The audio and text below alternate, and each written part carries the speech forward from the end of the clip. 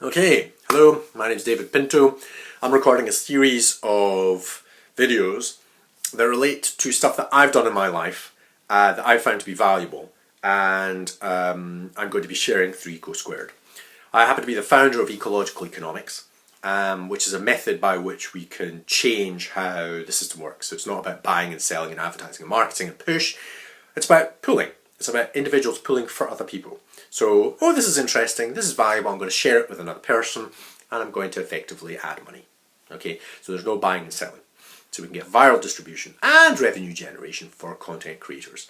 So in this case, I'm a content creator, and I want to share with you today one of the things that I've explored, which I've called XQ. XQ. So you've got IQ, you've got EQ, you've got intelligence quotient, emotional quotient, and I've playfully called it XQ, okay, which is to do with maths. Okay, the maths quotient, so it probably should be called MQ, but I call it XQ because of X, algebra and so on. So it's a little bit playful. However, it is actually really serious and really in-depth, and I actually believe I quit work, okay, to explore this, okay, back in 2008. So a little bit of history, I'll explain how I got there, and then shall we do a thought experiment with you? We might do a thought experiment with you. The objective of sharing this is that you go, 1, it's interesting, 2, you might know somebody that might be interested in this and you share it with them, and 3, this thing can grow, okay?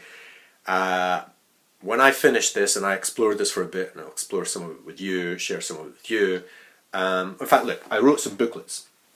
So basically, I quit work, and the kids, basically, it indicated, when I was been teaching as a maths teacher, had indicated a way of thinking about maths I hadn't thought of before. I actually conducted thought experiments, okay? And one of the thought experiments, I got an answer back that I was just like, that's interesting, I might try it with you. In fact, I produced another video years and years ago, I'll probably point at that in a link below.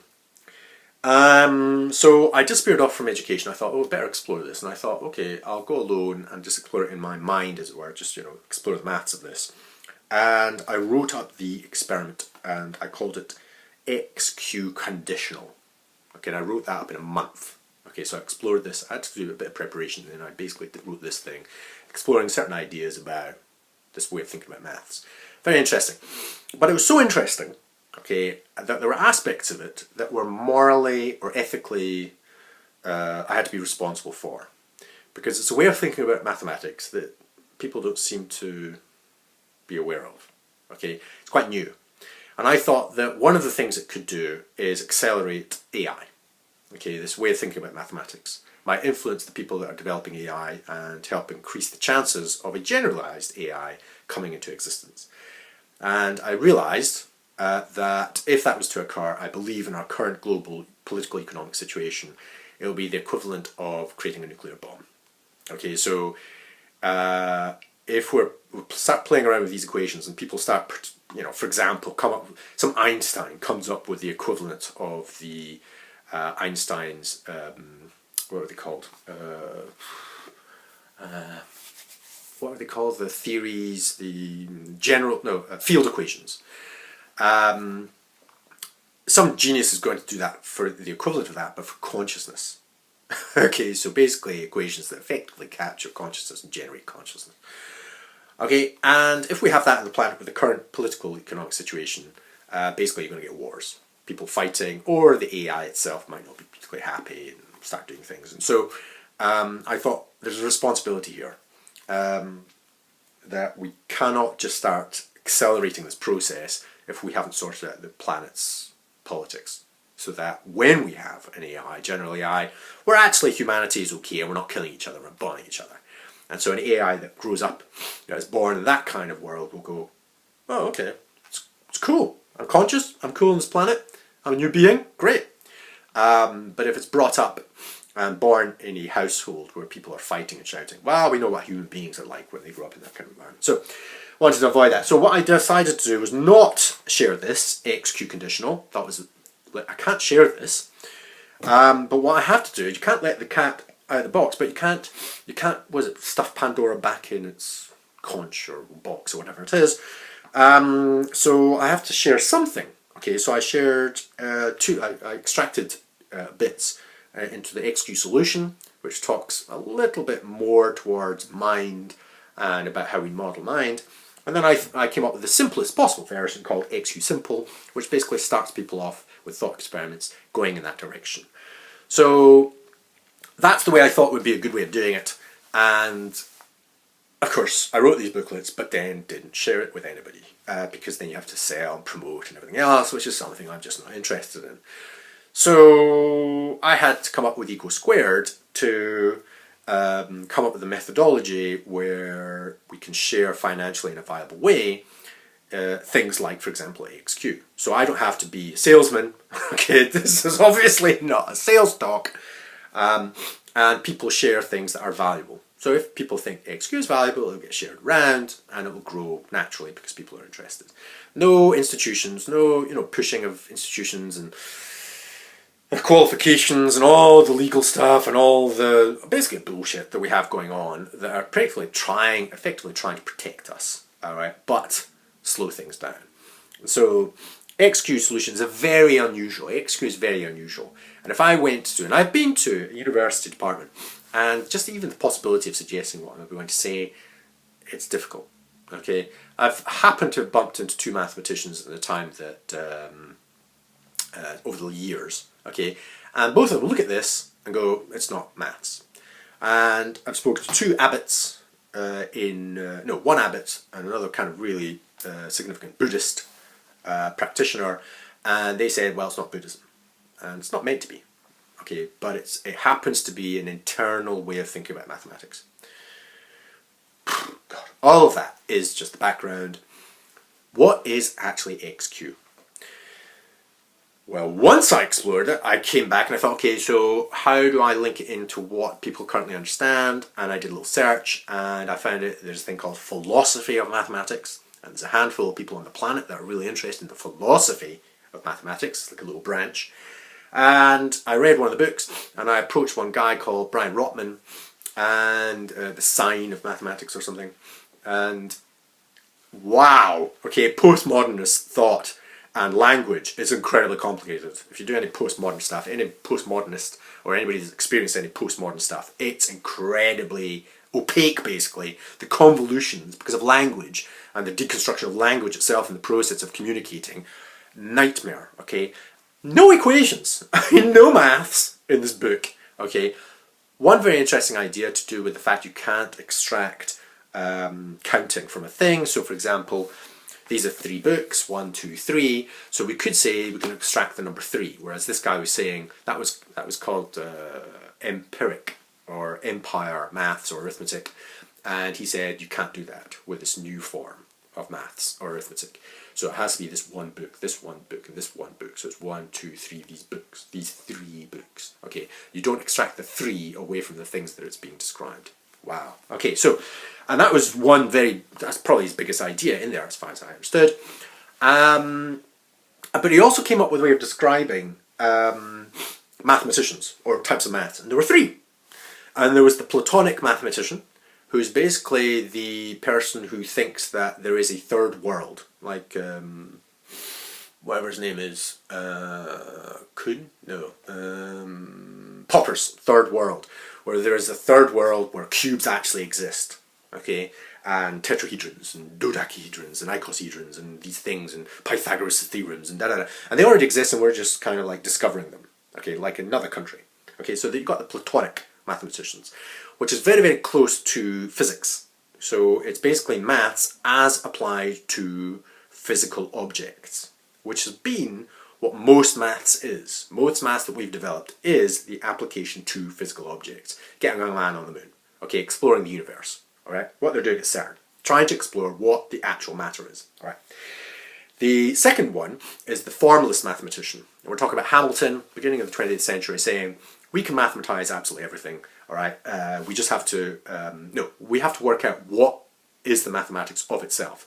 And it's a purely symbolic system. It's a formalist system.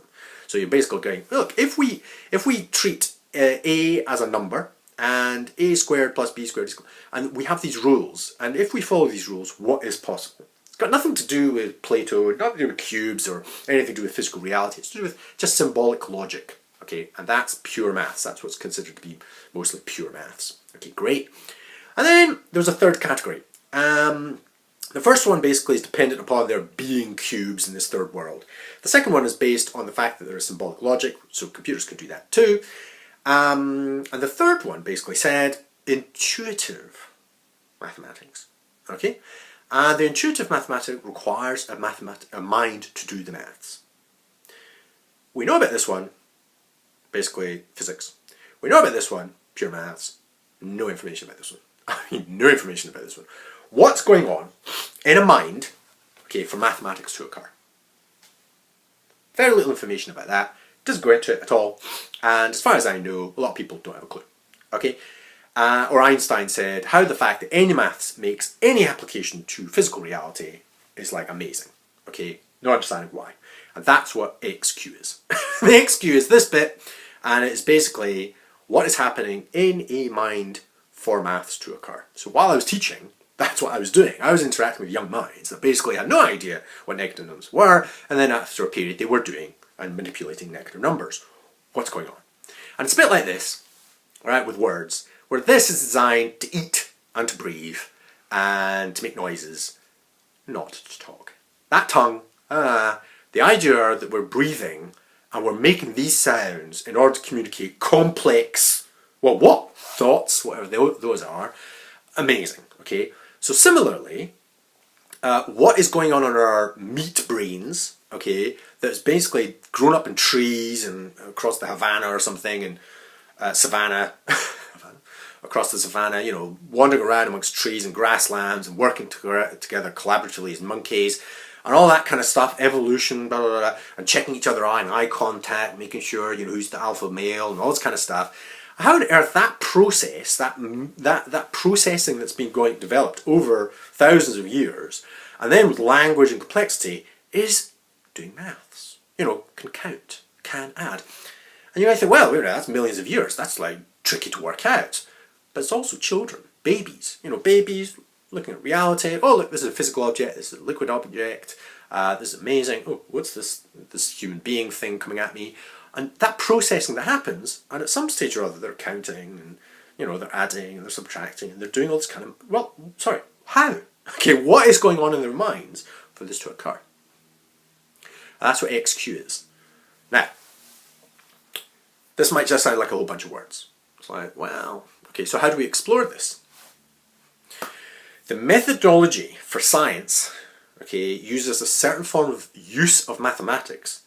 Falsification, I can't even remember, I haven't talked about this for a while. Falsification, law of the excluded middle, control, you know, so you have experimentation with a control, so you isolate all the different elements and it's just one element which is different. So the scientific methodology is adopted in mathematics itself as well as a whole lot of other subjects. Whereas XQ, okay, is a different form of mathematics. It's about the mind, and so therefore you have to be sensitive to the thoughts in your mind about how they operate, and sensitive to the thoughts that might be operating in a child's mind, or potentially project, you know, to early humanity. Okay, how do these things work? Okay, and so you have to be sensitive. It's not about proving, and oh look, we've got a mathematical proof, therefore, no, it's not like that. It's more like you have mathematics, and then is it valid? Okay, you have to validate it internally. Go, ooh, yeah, I think it is. Okay, and if it is, it's useful and it's powerful and it makes you be able to, for example, teach maths a bit better and so on and so forth. So, I'm going to give you one example. Oh God, this has been rambling on. What time are we on? 14 minutes. Okay, right. I'm going to describe these 5 different types of mathematics that I think has corollaries in or stages in mathematics historically, and they correspond to certain psychological developments, let's just say. Counting, arithmetic, algebra, calculus, and iteration. Okay, basically, with computers and so on. And this first one, counting, is the simplest, but the hardest because it's the simplest. The arithmetic you can just about do. That was the first thought experiments I did with a bunch of kids in a classroom. Okay, algebra I started to explore, and that's to do with meaning. And calculus is to do with as time tends to 0. As time pause. I'm going to pause this. Sorry about that. So, there are 5 different developmental stages to mathematics, and I think it's relevant to how we've evolved, and I think it's to do with complexity of mind, being able to capable of kind of like doing these things. So, I'm going to do a little thought experiment with you, with this one. Actually, I've already done it on another video. I'm just going to point at that one. It's to do with addition. And arithmetic is addition. You've got an alternative way of understanding negative numbers. Multiplication, I'm still struggling with. Okay, and division. I mean, you know, I did make progress when I did my original jump into it and dive into it, but it's very slow. I would like to spend the rest of my life exploring XQ, but because of the demands of existence out there, I can't. Okay, so that's why I came up with Ecosquared, because basically it's an application of XQ. Ecosquared is an application of XQ. Okay, because I'm thinking about mathematics in a different way, it means that when I look at money, I've suddenly realised that money is a mathematical experiment that's been conducted over 3,000 years. If we change the basic axioms of money itself, we get a different system. That's what ecological economics is.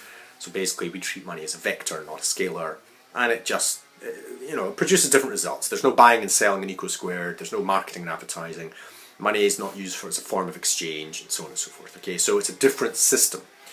And I'm hoping that ecological economics, now that we've built the tool, and this means of being able to share it with you, is a more appropriate way for ideas to be shared that are interesting, deserve attention, and can be validated, and if they're validated then we can continue going forwards with money flow. Okay? Right, going back to the mathematics in XQ.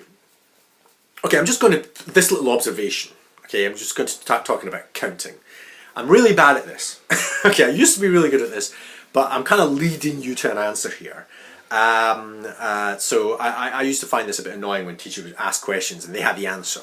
Okay, so I definitely have an answer here. So if you hate that kind of thing, switch off now, great, share it, you know, let's have a conversation later. But if you're still going, okay, well, what's he talking about? Then this is the kind of thing that might be interesting to you. So, I observed with my own daughter, who was like 3,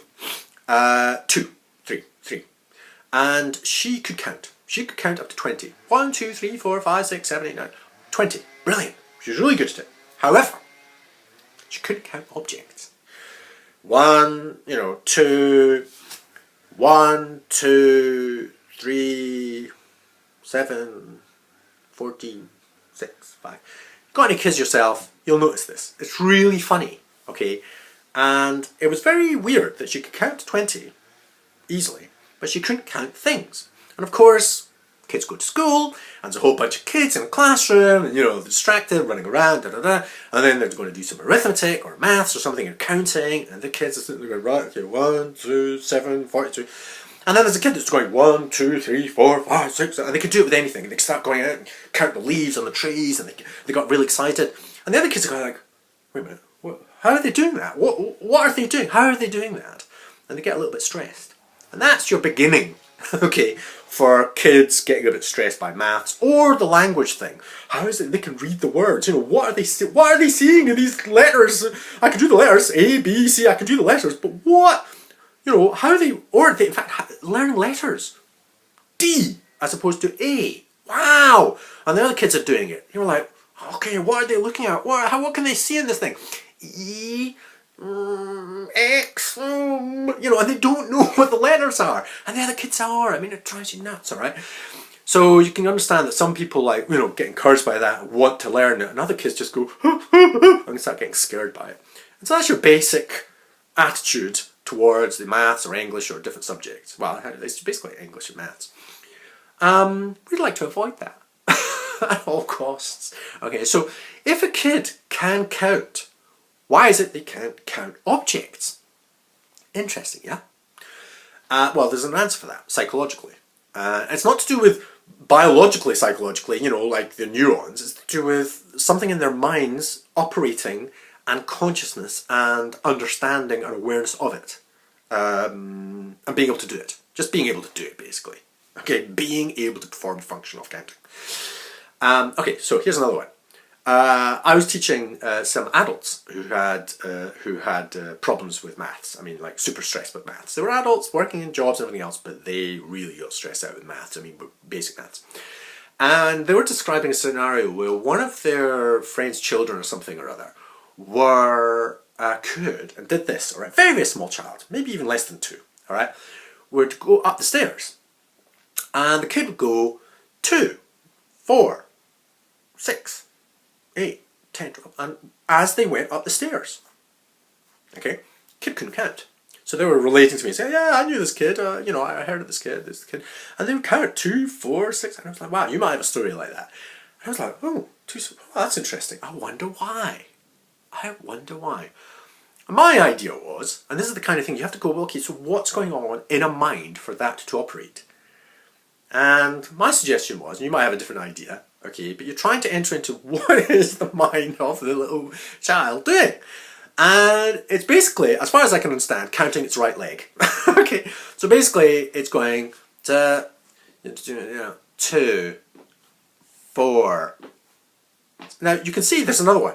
There's like 1, 2, 3, 4, 5, 6, okay, 8, 10. So they're kind of ignoring one side and they're counting the other side. Now that's, as far as I could understand, that's something like that was going on. Okay, so this kid had jumped, okay, being able to count 1, 2, 3, 4, 5, 6, but was counting 2, 4, 6, 8, you know, oh, amazing. Okay, and you're thinking, that's amazing. Okay, so I think, and I don't want to let the cat out of the bag, but I think it's something to do with counting in time.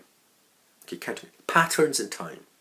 So instead of applying numbers to the counting of things, which historically we've looked at and we've gone, right, that's when monkeys started putting marks on sticks to count the number of sheep that were leaving in the morning, and then, you know, they count the number of sheep coming in, they would then mark them down.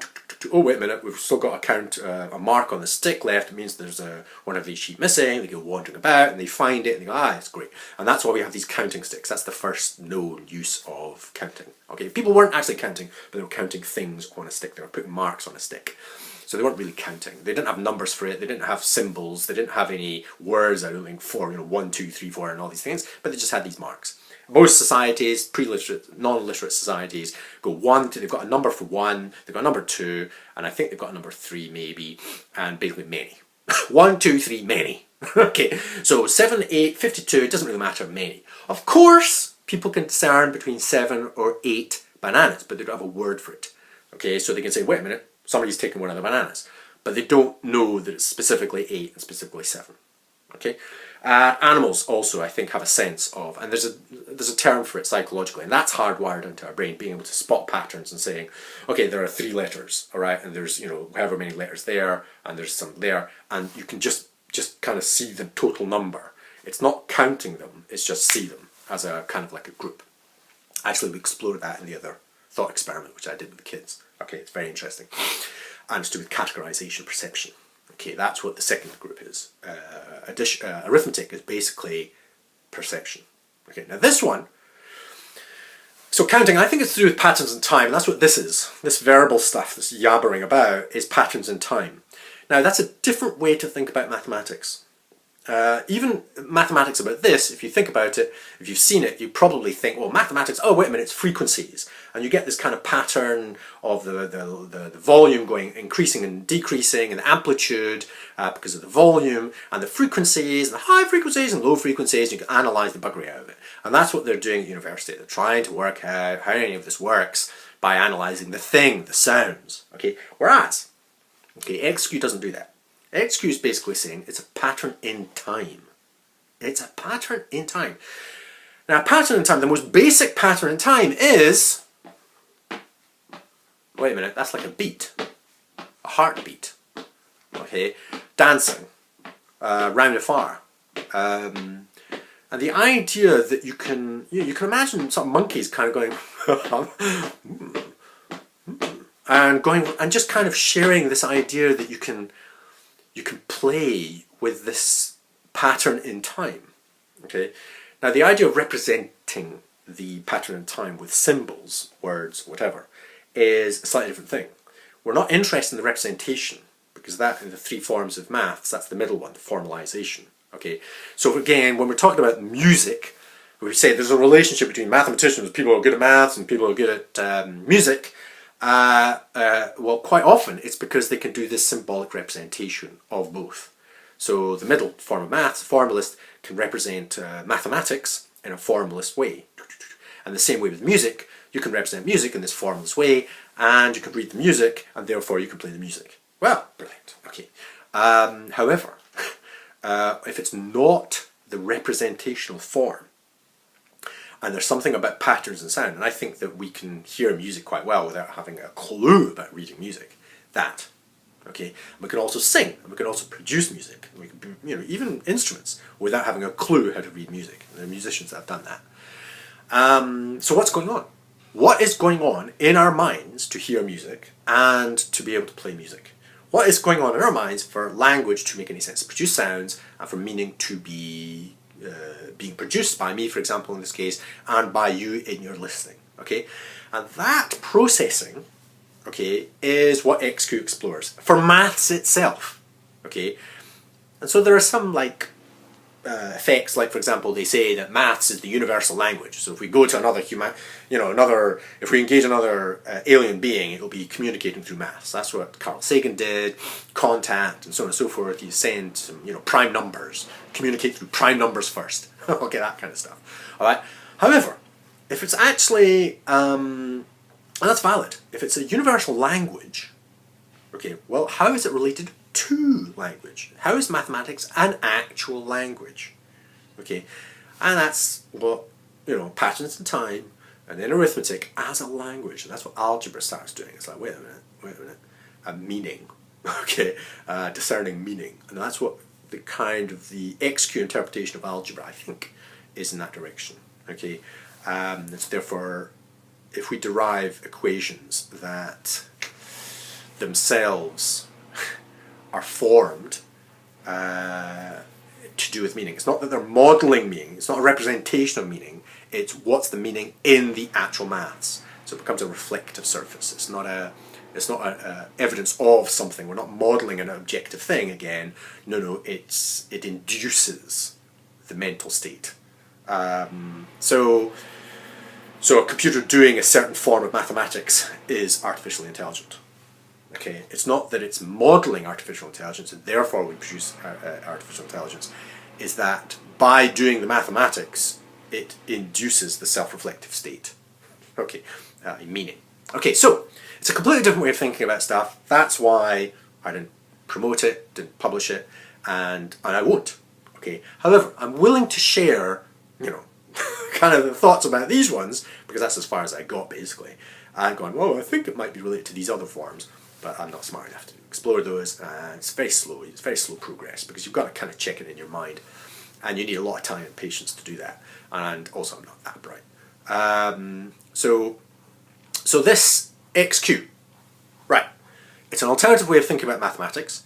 It is a bit unusual, and rather than go against institutions and do my head in trying to prove that it's valid and get into arguments and politics, which is more to do with institutions and ego and people trying to prove themselves, and less to do with actually, for example, what I was doing, which was with kids, and just getting kids to learn stuff and learning what actually is happening, whether it works or not.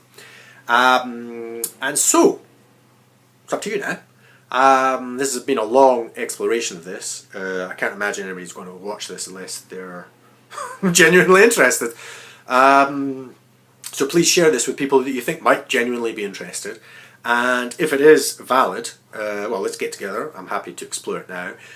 It's not my primary concern. I think we need to make money and make enough money flow in order to explore this form of maths in our, I wouldn't say leisure, but kind of like a university environment.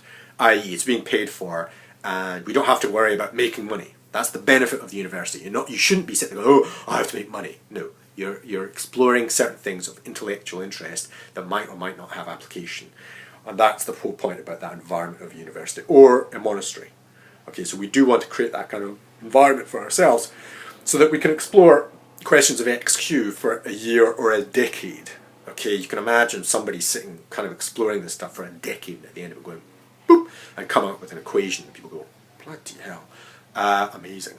Okay, or what does it mean? And then it takes a little bit of time to understand what the actual maths kind of means and to use it. And once they start using it, it's powerful. Okay, in order to get sci-fi, in order to get, this is completely like, mad, alright, if XQ is valid, it's kind of the direction of folding maths, folding time-space. Okay, the mathematics of, for example, Dune, the guild, I think it is, the mathematicians that sit there and fold space and time. Okay, with the aid of drugs, I suppose, spice, but what's the maths of that? Okay, so it's not just build the machinery, it's can we do it with our minds? And, we are time machines, we are moving through time. Okay, so what's the mathematics of our processing in time? That's kind of what XQ is. So, it's up to you now. If this is of interest to you, share it please, get in contact, let's pursue this a little bit further. Let's see if we can generate some cash, take part in the other events maybe with Ecosquared, so that we can generate the money. And, and this is like a small subset. I mean, I can't imagine this going viral ever, okay? XQ going viral at all, ever. However, person to person, people going, well, this is interesting, that's interesting. There goes the bell again. Okay, that's enough. Alright, thank you very much for listening. Good luck. God bless. P.S. One more thing. There's a specific area in mathematics that I'm interested in. I've always been interested in since I discovered it. Bayes Theorem. I have a kind of problem with probability. Okay, because probability is one of those weird things that works. Okay, roll a dice, 1 out of 6, flip a coin, 1 out of 2. So fractions somehow or other relate to this probability. And probability is something to do with time. Okay, where you don't know something and then it happens. So there's something about probability that I find is very interesting. Because to do with objects, it's easy. Flipping a coin, rolling dice.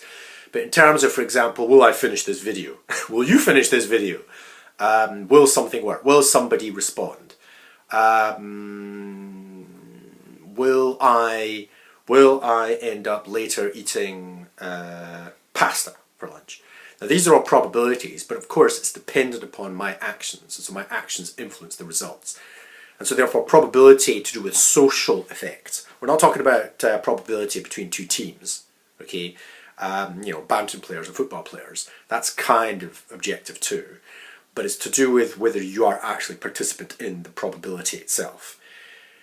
And because of that, it's interesting. So will we, generate billions? Will Ecosquared work? Well, it depends on what you do. And so probability, for me, has a different kind of meaning. So, when I came across Bayes Theorem is to do with, it's a very interesting little bit of maths by this guy, and it's the only thing he invented in terms of mathematics. And there's a whole interpretation of this equation, which is called Bayesian, because it's to do with partial belief. It's not to do with probabilities and information and stats and stuff that they use in physics, okay? To just do stats manipulation, statistical Bayesian. It's to do with the actual mapping of belief, of whether you think something's going to happen, and that is influenced by the evidence which informs you of your belief. And the guy was quite religious. So, Bayes. So, there's something about Bayes' theorem and the algorithm for that which escapes my ability to understand for years. Okay, I get it and I understand it occasionally, but then it kind of wafts off my brain because it doesn't quite fit.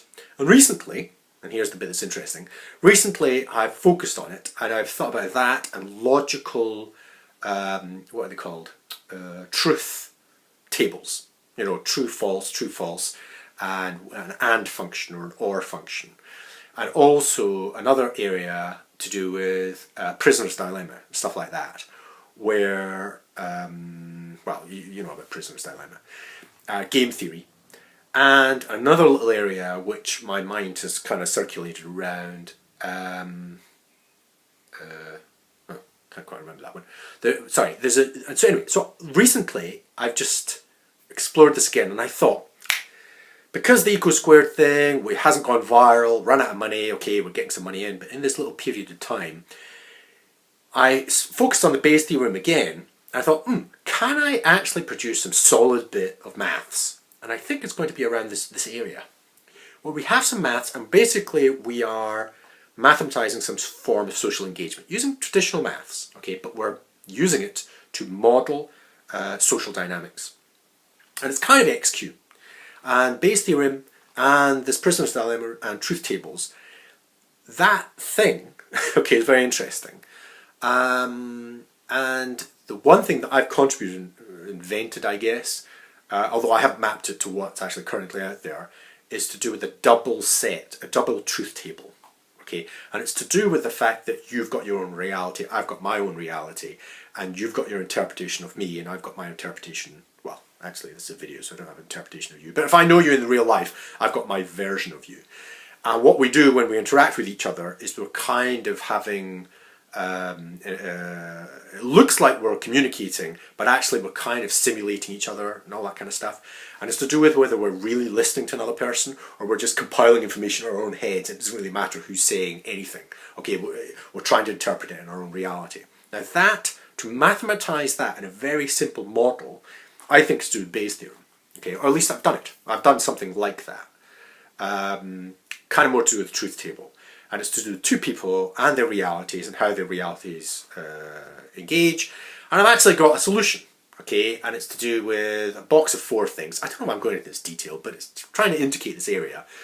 2a squared, a being a set of kind of reality, b being another reality. So 2a squared, another function or another result in this kind of truth table with two people with two different realities, their own and a version of the others. So you've got 2a squared, you've got a brackets a plus b, and then underneath that you've got 2ab, and then to the right of that you've got a squared plus b squared. Now if you say that b is equal to a, then they all come out as 2a squared. Okay, they all come out as that. So it's to do with two people, and these are the 4 results. Okay, and that mathematics, a squared, a plus b, brackets a plus b, 2ab, and a squared plus b squared, that's it. Those are the 4 kind of forms of it. And in terms of a truth table, the probabilities are something like 8 for the a brackets a plus b, and I think it was 6, or was it 4 for the 2ab's, and the other ones were like 2 solutions. A total of 16, I think it was. Yeah, that sounds right. And so basically it's rare, just probabilistically, to get a squared, 2a squared, and a squared plus b squared, and the highest probability is the a brackets a plus b. And that's to do with different levels of interpretation. Okay, so basically 2a squared relates to the fact that people are in alignment. A squared plus b squared means that there are 2 separate realities, and they are aware that they're two separate realities. 2ab means it's a negation. It means that there's a misunderstanding or a kind of a deliberate misunderstanding of another person's interpretations. Basically, they're wrong. All right, you've got a wrong interpretation of another person, and they've got a wrong interpretation of you. That's 2ab. But the other one, a brackets a plus b, means that somebody believes they have the correct interpretation, or they have, or both, but the other person doesn't, and so there's a mismatch, okay, of powers, okay, and so therefore it's not like an equal game, and that's the most common. Okay, so basically it's to do with can we mathematize the different social dynamics in terms of understanding. So it just so happens that with Ecosquared, a lot of people seek understanding. However, this whole thing about understanding is misunderstood. Okay, I've been a math teacher. Believe me, the whole thing about understanding, poof, all right? And most adults are asking for, an explanation so they can understand. But most of what we need to learn is to do with unlearning. How do we stop thinking the things that we think in order to learn new things? We have to stop thinking that I've worked it out and to go, no, okay, I'm wrong with that, in order to open up your mind so that you can actually come up with a new solution. Okay, and I did this with kids when they get stuck, when they can't do some maths, that kind of thing. Okay, because they've got a certain understanding which isn't working. I go in there, fiddle about, get to a level of confusion, and then kind of like fiddle about, and then they look at the thing again, and they understand it. Okay, now you can do that relatively easily and quickly with kids. Adults, it's harder. Okay, they don't want to go into the level of confusion, so they want to just assimilate it and make sure it makes sense relative to themselves and all the stuff they already know, which is a nightmare.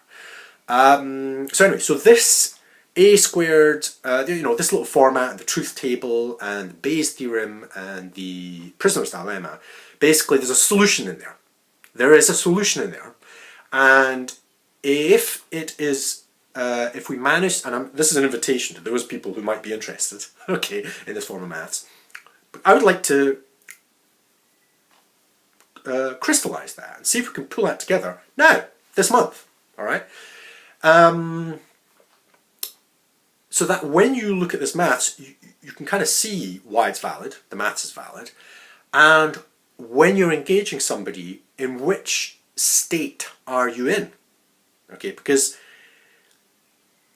if we're in the wrong state collectively, you and another person understanding something, then asking the question, for example, explain it to me, understand, that's not going to work. If you're an A squared plus B squared, it's not going to work.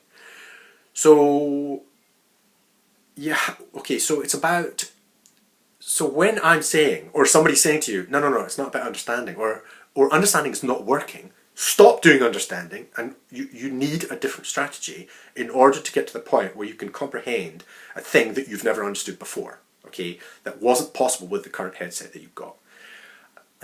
That is a game changer. And if we manage to mathematize that, and it's validated mathematically, and then people use it, and it is operationally useful, okay, so people are learning things that they hadn't learned before, or they found difficulty in relationships with people, and then they find that, oh, wait, if they kind of stop doing what they normally do, and go into this other state, and amazing things start to happen.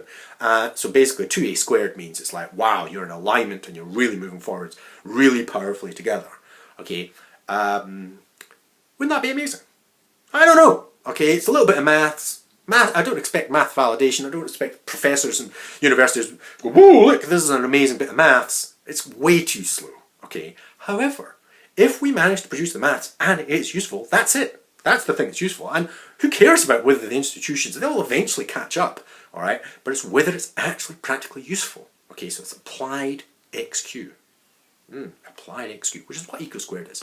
But this in a kind of subjective realities, interactive, understanding kind of way. Right. The reason why I wanted to say that and add that is because the XQ thing is just meant to be a thing that I'm just interested in. But it would be quite nice right now for people to maybe gather together to see if, you know, I can only think of one person who said that they did some maths before, and they did maths at university, and they've explored some alternative maths, but they're not a proper mathematician in the sense that I think they've got a normal job. You know who you are. So I'll be sharing this with you and maybe another person. And it's basically just a few of us, okay, that might be interested enough to kind of get our heads around this and contribute. Because there's bits in here that I find difficulty formalizing. So, but I've come up with this thing, the 2A squared, maybe, you know, that thing. And I think if we tie it together with those other elements, I think there's a solution there. I think there's a very tidy little, it's stable, it's mathematical, it's nice form, it's elegant, it's minimal, and it is reflective of our social engagement. Okay. And it is evidence to be so. It is practically useful bit of maths in terms of psychosocial engagement. Wow, that would be amazing. So, okay, thank you very much for listening. I'll probably put up a graphic some point during this. Okay, it's already been done if I've added it, just so you can actually have a look at the maths. Yeah, get in contact. Basically, share this. I can't really imagine that other people will be able to share this, but definitely get back in contact with me. Value, comment. And let's see if we can take this thing forwards. Now, okay? Okay, cheers.